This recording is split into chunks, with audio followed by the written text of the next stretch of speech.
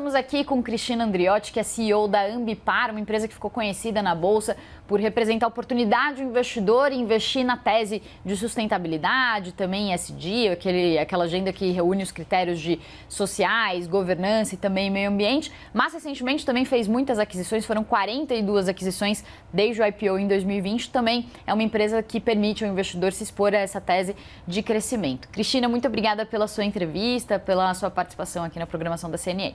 Muito obrigada, Priscila. Agradeço aí você, a CNN, uma oportunidade aí da gente estar conversando de um tema tão importante hoje, não só para o Brasil, mas para o mundo inteiro, quando a gente pensa numa agenda aí ambiental, né? E um tema muito importante. Então, estou aí à sua disposição. Legal. Cristina, a minha primeira pergunta é sobre sustentabilidade, justamente, porque vocês se definem como uma empresa que busca curar as dores ambientais dos clientes. Como é possível transformar essa agenda sustentável, a sustentabilidade, as preocupações com o meio ambiente em um modelo de negócio e conseguir ganhar dinheiro com isso? Legal, uma boa pergunta essa. A Ambipar, eu só queria falar um pouquinho antes de nós lançarmos a Ambipar na Bolsa. Nós tínhamos um primeiro assunto só na área ambiental, que era a gestão e valorização de resíduos. Mas um desejo, nós sempre tivemos um DNA imaginando o seguinte: o que nós podemos fazer para o planeta quando a gente vê esse monte de emissões de CO2, resíduos de todos os tipos na nossa casa, na indústria, enfim. Então, esse desejo sempre aconteceu dentro da Ambipar. Pós a IPO, que então nós conseguimos acessar aí recursos financeiros para a gente trazer novas tecnologias para a Ambipar. Então, nós criamos uma plataforma de negócios que começa com a gestão e a valorização. Depois, a economia circular. A economia circular, ela está dentro da política de resíduos sólidos, onde você tem duas pontas, que é o pós-consumo e a pós-indústria. Então, o pós-consumo é a embalagem que você tem na sua casa. O vidro, o papelão, o plástico, que antes tudo isso ia para aterros e não era reinserido na economia.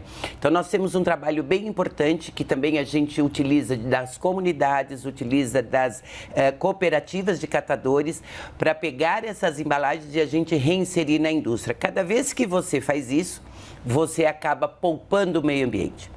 E no pós-industrial também, que também você tem muitas embalagens do pós-indústria que eu posso reinserir, seja naquele mesmo setor ou em algum outro setor.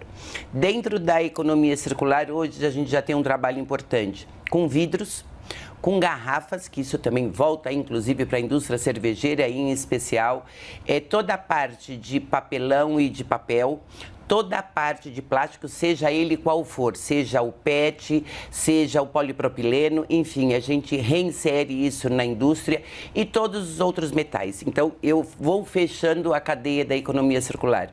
Você tem um outro assunto especial que muita gente não acredita, mas o Brasil ele está muito desenvolvido no que se refere às legislações ambientais. Então, as indústrias elas acabavam tendo departamentos para ficar entendendo o seguinte: olha, o que eu faço com isso? Eu posso destinar, tem rastreabilidade, eu tenho que pesar para saber para onde eu vou mandar, se é incineração, se é coprocessamento, enfim. Então, nós temos um departamento, empresas dentro da companhia especializadas em falar assim: esta é a legislação atual vigente e o que e como você faz com todos os teus resíduos. E por último, é aquele resíduo invisível, que é o CO2. Então, a gente tem uma parte extremamente importante de descarbonização, sempre com muito foco aí nas florestas amazônicas, mas a gente já está vendo os 3 escopos, 1, 2 e o 3, enfim. Então, quando eu faço esse desenho, eu entendo o seguinte, que a Ambipar, ela efetivamente consegue atender os nossos clientes desde o ponto da sua geração até a sua destinação, mas uma destinação relacionada à valorização. E aí você tem uma outra parte nossa, que são 2 verticais, a Ambipar, que é a Environment e a Response. A Response ela está muito mais focada em emergências químicas em todos os modais, rodoviário, ferroviário, marítimo, aéreo, enfim. E aí as pessoas falam assim, mas o que tem a ver o assunto que vocês falam tanto, ESG, e só achando que é nessa vertical da Environment? A Response é a mesma coisa. Cada vez que eu atendo uma emergência química, nada mais do que eu estou preservando o meio ambiente, porque você imagina um vazamento enorme, seja ele do modal que for, entrando no solo, entrando no corpo hídrico. Quando você pensa num vazamento desse próximo de uma comunidade, também o assunto sério que pode acontecer, e tudo isso você tem com uma governança. Então, as duas verticais, Environment e Response, ela vem com essa pegada bem forte aí, ESG e na parte de sustentabilidade. E, Cristina, justamente nesse período, né, de pandemia, depois guerra na Ucrânia, a discussão do ESG, ela perdeu um pouco da sua atração, né? Ela vinha numa discussão muito forte, transição verde, mas inclusive alguns governos e muitos analistas, economistas dizendo que alguns governos tiveram que decidir entre seguir com os investimentos na transição verde ou seguir com os investimentos em benefícios sociais para ajudar a população que estava sofrendo, que está sofrendo muito com inflação, com aumento de preços. Como que vocês sentiram isso dentro do negócio de vocês e qual que pode ser o próximo passo? A agenda ficou atrasada por um tempo? Eu não vou dizer que perdeu tração. O mundo continua ainda realmente muito focado no assunto do ESG, muito focado no assunto da descarbonização, sho que assim, por um período e por um momento, você tem uma guerra que principalmente a Europa vai estar sofrendo muito aí com o assunto de energia. Então, eles tiveram que retomar algumas coisas que eles já tinham aposentado. Mas isso não significa que perdeu tração. Eu acho que cada vez mais eles estão com olhos dizendo o seguinte, puxa vida, a gente se atrasou e depois a gente vai ter que acelerar nesse passo para retomar. Então, para mim é um assunto pontual.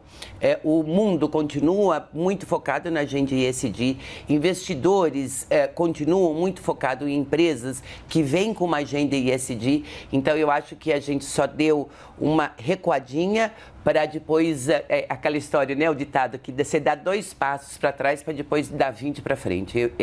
Essa é a forma que nós enxergamos, né? E vocês participaram, né, da organização da Feira de Petróleo e Gás, como patrocinadores, também agora vão participar da COP27, que tem grandes expectativas, vai acontecer em novembro, no Egito, né? Isso. Queria saber quais são os assuntos que estão no centro do debate nesse momento e se há essa discussão realmente sobre como seguir com a agenda, né, ESG, mesmo em meio a toda essa crise global que o mundo está passando. Então, olha só, na agenda de óleo e gás, ela foi bem voltada aí para a nossa vertical da Response, aquilo que eu te falei antes, a preocupação em todos os modais e aí no marítimo em especial, com relação a vazamentos, vazamentos importantes. Então, vocês viram há 2 anos atrás aquele vazamento enorme que teve no Nordeste. E se você não está preparado, os países não estão preparados, se não tem empresas capacitadas e preparadas, isso pode se tornar recorrente. Então, o que nós estamos propondo, e por isso que a gente é patrocinador, para mostrar para essas empresas e para o público em geral o quanto é importante você ter empresas prontas e a gente conscientizar esses nossos clientes, principalmente nesse modal de óleo e gás, o quanto eles têm que se preparar para a gente evitar catástrofes que no Brasil foi o Nordeste inteiro que aconteceu e no mundo a gente pode buscar outros tantos acidentes como esses, né? Então, o foco da Ambipar estar nesta feira é exatamente levantar essa bandeira dizendo o seguinte, vamos nos preparar e nós, Ambipar, estamos prontos para te atender. Com relação à COP, esse sempre é um tema para a gente muito vibrante, né? Quando a gente vê o mundo se reunindo para dizer o seguinte, eu quero ter meus netos, meus bisnetos, eu quero ver baleias, eu quero ver árvores, e tudo isso faz parte da agenda da COP27, né? Realmente, o que nós podemos fazer para emissões de energia limpa, o que eu posso fazer com menos emissões aí de CO2, então por isso que entra todo o assunto da economia circular. E esse assunto, ele tem uma força importante. O Brasil, não só a Ambipar, mas tem muitas empresas indo, são comitivas importantes que estão indo, dos órgãos ambientais, inclusive, que estão indo para a COP27, porque o Brasil tem uma importância muito grande nesse assunto da descarbonização. Algumas pessoas entendem, o Brasil não está atuando. Não, o Brasil, nós estamos aí muito bem, obrigada, em todos os assuntos relacionados a emissões de CO2. E, Cristina, agora falando um pouco sobre os negócios da Ambipar, eu falei no início que a Ambipar ela fez 42 aquisições desde a estreia na Bolsa em 2020. Isso aumentou muito a receita, passou acho que de 157 milhões a receita no segundo trimestre do ano passado para 853 milhões no segundo trimestre desse ano. Mas, ao mesmo tempo, as ações chegaram a bater R$ 65 no ano passado, agora estão ali oscilando perto dos R$ 30. Por que esse aumento de receita não está refletindo no preço da ação e quais as perspectivas daqui para frente? Então, assim, essas 42 aquisições, elas aconteceram nessas duas verticais, Environment e Response. Várias das aquisições na Environment foram para complemento de portfólio ou por geografia. E na Response, muito mais por geografia. Nós somos uma multinacional brasileira hoje, já estamos atuando aí na América do Norte, então, em especial, a gente está muito focado nos Estados Unidos e Canadá. Também temos uma participação importante na Europa, em especial no Reino Unido. O descolamento aí dessas ações, a gente entende o seguinte: as pessoas não conseguem entender efetivamente esta entrega. Então, nós não temos um comparável nem aqui no Brasil e nem em nenhum lugar do mundo. Quando você não tem um comparável, você tem que educar melhor esses investidores para eles entenderem efetivamente a nossa entrega. Nós estamos hoje num trabalho muito focado com os investidores, com os bancos também, mostrando efetivamente que eles tinham sempre a área de utilities e aí pensam sempre em aterro sanitário. E esse não é o nosso negócio. O nosso negócio é, de fato, a valorização e a economia circular. Então, este momento que ela descolou um pouco foi por entendimento do negócio, porque é um negócio para investidores mais complexo e a gente está levando eles para dentro da nossa casa. Então, quase todas as sextas-feiras a gente recebe esses investidores e a gente mostra para eles conseguirem tangibilizar exatamente o que é a Ambipar e qual é a nossa entrega. Então, eu acho que esse é um período curto que aconteceu e a gente está bem positivo, numa expectativa muito boa de que esse assunto reverte e todo mundo vai entender o valor da Ambipar realmente no mercado de ações, como resultado aí para a sociedade e para o mundo, né? A gente tem mais 30 segundinhos, queria saber só quais outras aquisições que estão no radar da empresa agora. Sempre a gente ainda tem algumas aquisições e sempre dessa forma, né? Na Environment, a gente está olhando algumas coisas ainda como complemento de portfólio. A gente está com um time, inclusive, nos Estados Unidos. Hoje, inclusive, eles estão em Nova York.